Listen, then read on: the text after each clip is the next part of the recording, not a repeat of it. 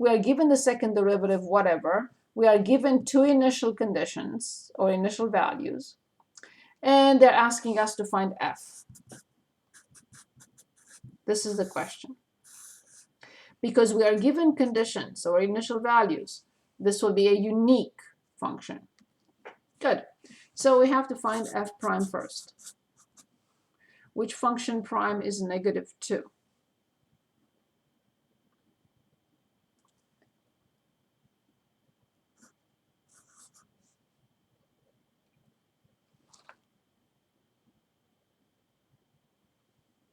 Anyone?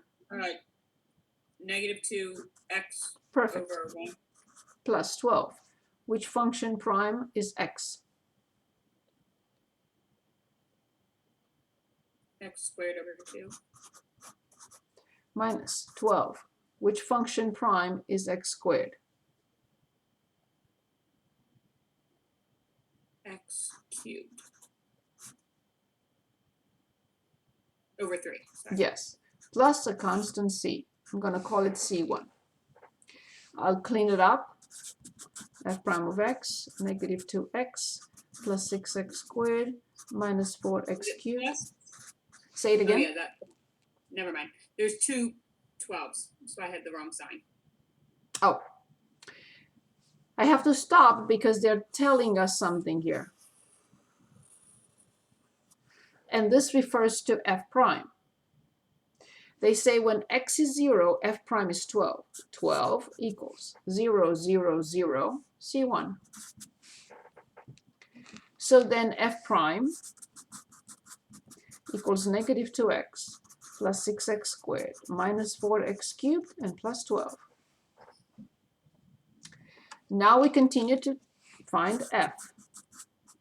-2. Which function prime is x?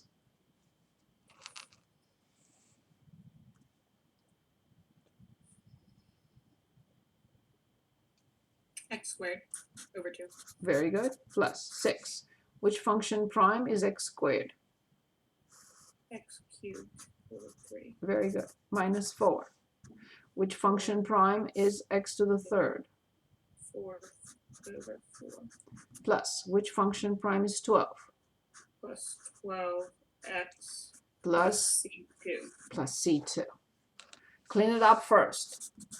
F of x equals -x squared plus 2x cubed minus x to the fourth plus 12x plus c2. Finally, they're also giving us a condition. F of 0 is 4. 4 equals 0, 0, 0, 0, c2. So c2 is 4. So finally, I'm going to put it in the correct order now. -x to the fourth plus 2x cubed minus x squared plus 12x plus 4. Done. So this is the function whose second derivative is this and fulfills the given conditions. Its first derivative at 0 is 12, and the function at 0 is 4.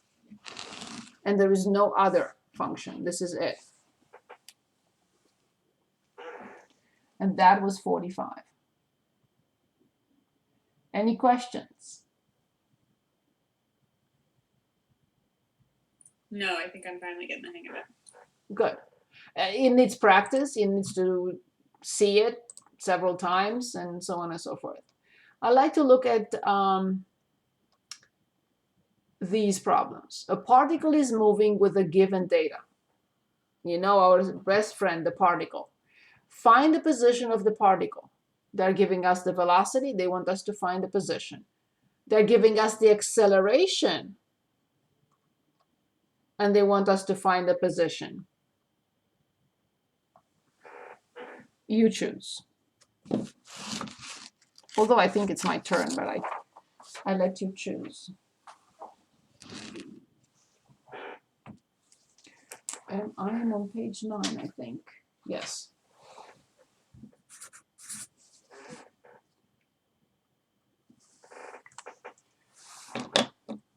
are we going to choose a problem?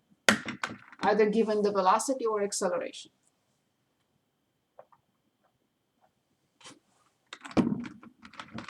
Number 70. Okay, very good, 70. So we have a of t equals t squared minus 4t plus 6. And they're telling us that s of 0 is 0 and s of 1 equals 20. Perfect pick, thank you. Good. Notice something different than the previous example. In the previous example we picked, we were given a condition about f and another condition for f prime. Here we are given two conditions for the function. We do not have a condition for f prime, but that's okay. I just wanted to point out the difference between the two. So by acceleration, we know that this is the second derivative. This is s double prime of t. So I cannot jump from the second derivative to the function. I have to move on to the velocity first, going backwards from the acceleration to the velocity. Which function prime is t squared? T cubed. Over 3. Very good. Minus 4. Don't ever forget to divide, because then the derivative will not be done. Minus 4. Which function prime is t? T squared over 2. Excellent. Plus, which function prime is 6? T. 6t.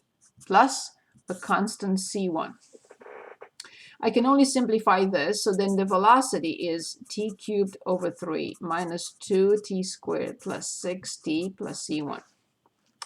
There is nothing that will help me determine c1 at this stage. I don't have anything, no information about velocity. So now I have to continue and find s of t. Remember how we look at this. This quantity is this. Which function prime is t cubed? 2 to the 4th over 4. Very good. Minus 2. Which function prime is t squared?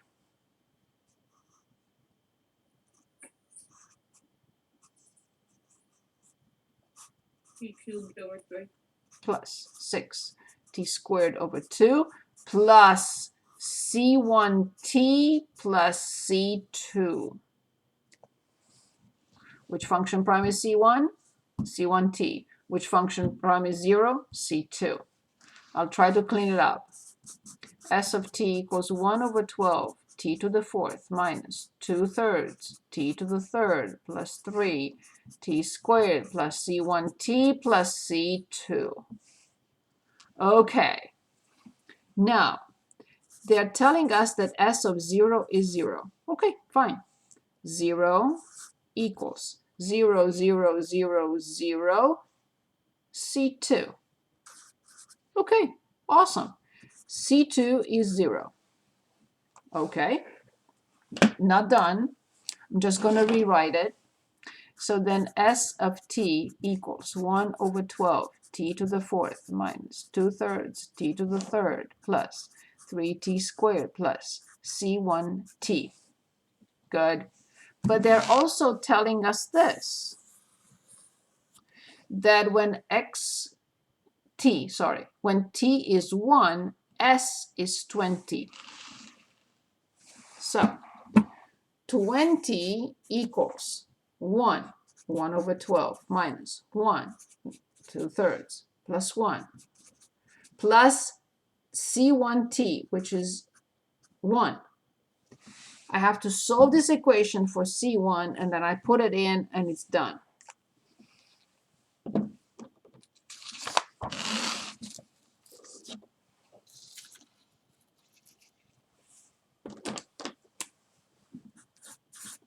So then c1 equals 20 minus 1 over 12 plus 2 over 3 and minus 3. I am okay. I'll do it by hand, but I am okay if you just put it in the graphing calculator. I don't want at this stage us to get entangled into arithmetic. Okay, I will do it by hand, but I'll show you in a moment how to do it. So 20 minus 3 is 17. Minus 1 over 12 plus 2 over 3. So I need the least common denominator, which is 12. This needs a 12, and this needs a 4. So 12 times 17, where's my calculator?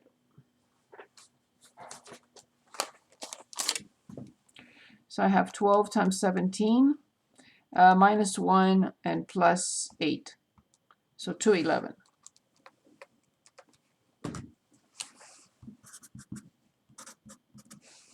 Okay. The other option is just, let me show it with the emulator, sorry. So here it is. So I'm okay, because again, if we don't know how to do the arithmetic, there is no time to study that. You know what I mean? And I'm sure you can do this. So you can just plug it in, 20 minus 1 over 12, and plus 2 over 3. And then minus, what was it, minus 3.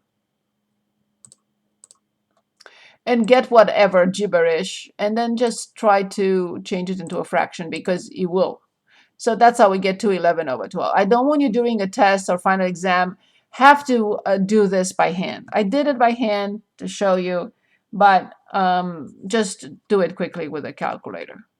Okay, this is arithmetic. This is 5 classes before this one, so I'm okay with it. So you don't, in other words, I'm saying from here you can just write this. Oh, I have to write the function. I put the page away before writing the function. So I have to write the function. What is the function? S of t equals 1 over 12 t to the 4th minus 2/3 t to the 3rd plus 3t squared and plus 211 over 12 t. And that's it. And this is final. So what did just happen here? We were given the acceleration of a particle. We were asked to find the distance formula, and we did. We were given 2 conditions for the distance. So we had to wait till the last moment when we found a function that has C1 and C2 and apply step by step the first condition, the second condition, and then we were able to determine the constant. It happened that C2 was 0 and this was C1. I think we can move on. What do you think? Yes. Okay, so finally I'd like to start chapter 5.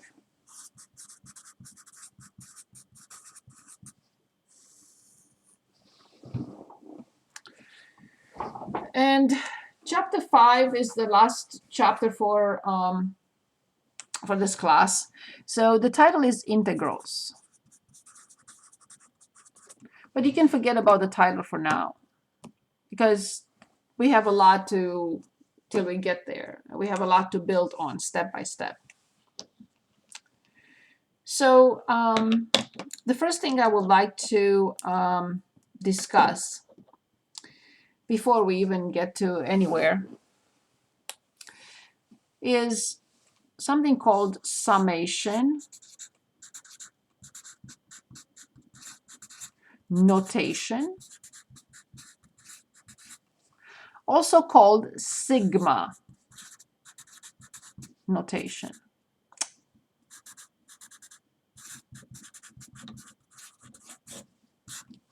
Same thing. We either say summation notation or we say sigma notation. We are referring to the same thing. And you can say, what are you talking about? What is this? I will get to that after step by step. We understand a lot of things before we get there. So basically right now I stop to refresh your memory. Maybe you've seen this or not. I don't know. It doesn't matter. We are going to start from scratch. The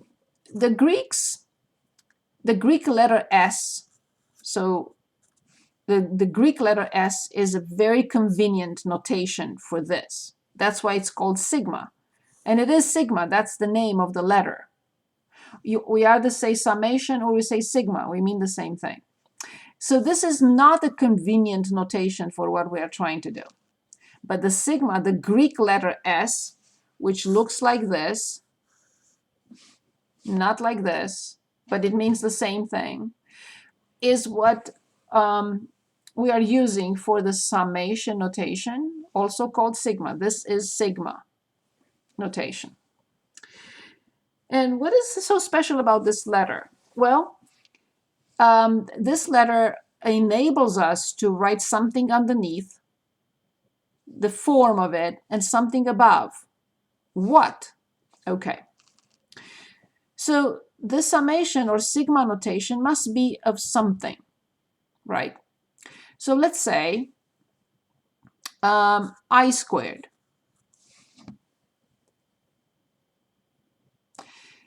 From I equals 1 till 5. See, I couldn't, on S, we cannot write I equals 1 through 5. It's not convenient. That's why this is a better choice for what we're trying to do. First of all, what does this mean? First of all, how do we read it? Here's how we read it.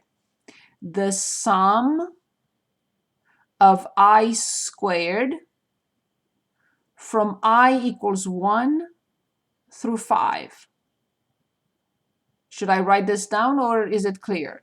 The sum of I squared from I equals 1 through 5. This number 1 is called the lower limit. Has nothing to do with the LIM notation or operator, nothing. If you don't want to say lower limit, you have to say the first number. But we call it the lower limit of I. I is the index. And 5 is, of course, the upper limit for I. It has nothing to do with the limit operator. It just says I starts at 1 and stops at 5. The lower limit for I is 1. The upper limit for I is 5. Again, what does it mean? Okay, equals. When I is 1, I have 1 squared. The sum says plus. When I is 2, I have 2 squared. Plus the sum. When I is 3, 3 squared. When I is 4, 4 squared. And I stop at 5. 5 is the last one I have to enter. What is this? Okay, so it's 1 plus 4 plus 9 plus 16 plus 25. So this is 20, 30, 55. So the sum from I equals 1 through 5 of I squared means when I is 1, when I is 2, I is 2 squared, when I is 3. But all the time I have to put plus between these terms because that's what the summation notation is all about.